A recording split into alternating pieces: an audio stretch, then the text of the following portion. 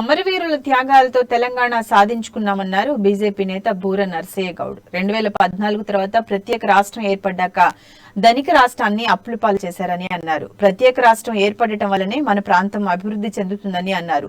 ఇది తెలంగాణ బిడ్డల ఉద్యమం, అమరవీరుల త్యాగ ఫలితమన్నారు. మంత్రి కేటీఆర్ మొదలు గులాబీ నేతలందరూ కూడా పచ్చి అబద్దాలు మాట్లాడుతున్నారని బూర నర్సయ్య పేర్కొన్నారు.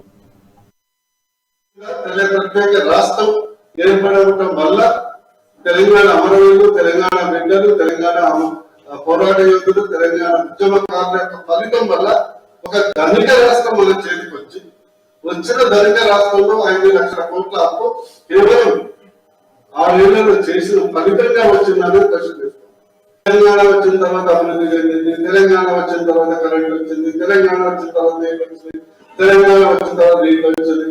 ఎస్, తెలంగాణ రాష్ట్రం ఏర్పడిన తర్వాత, ప్రత్యేక రాష్ట్రం ఏర్పడిన తర్వాత వచ్చింది. మనం వేసుకోవాల్సిన ఫస్ట్ ఫండమెంటల్ క్వశ్చన్ ఏంటంటే, తెలంగాణ రాష్ట్రంలో కొంత జరిగినటువంటి అభివృద్ధి అది కేసీఆర్ వాళ్ళ